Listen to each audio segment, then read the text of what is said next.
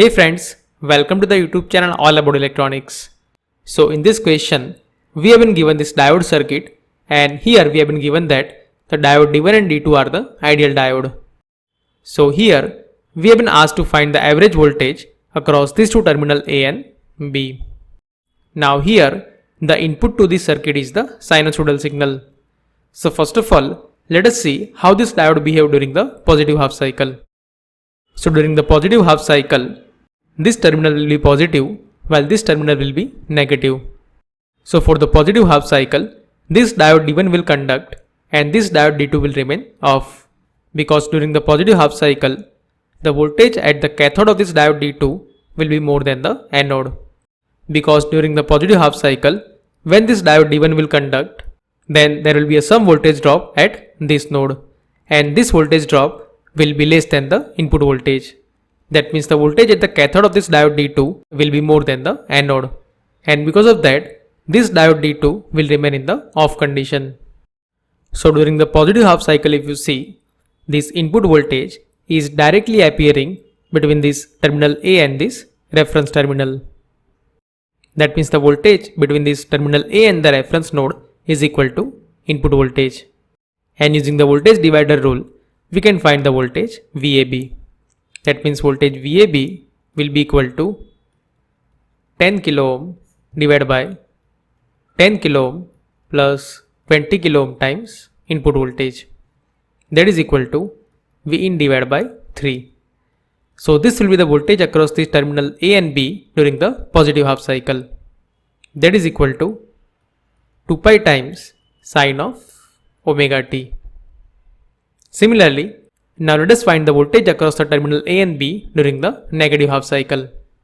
So for the negative half cycle, this terminal will be negative while this terminal will be positive.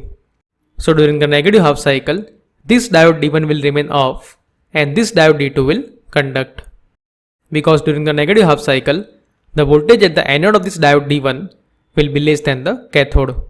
That means this diode D1 will remain in the off condition while this diode D2 will act as a short circuit. So in this condition, if you see, this input voltage is directly appearing between this terminal B and the reference terminal. So if you see the equivalent circuit, then it will look like this. So in this condition, this terminal is negative and this terminal is the positive.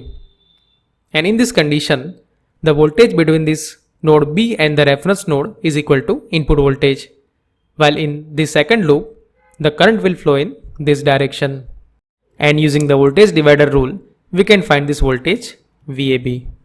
So in this case, this voltage VAB will be equal to 10 kilo ohm divided by 10 kilo ohm plus 10 kilo ohm times input voltage.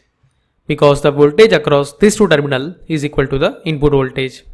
That means in this case, during the negative half cycle, this voltage VAB is equal to Vin divided by 2. That is equal to 3 pi times sine of omega t.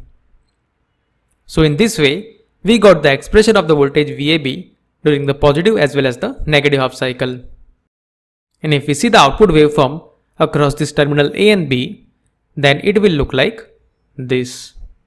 So during the positive half cycle, this output VAB is equal to 2 pi times sine of omega t, while during the negative half cycle, it is equal to 3 pi times sine of omega t.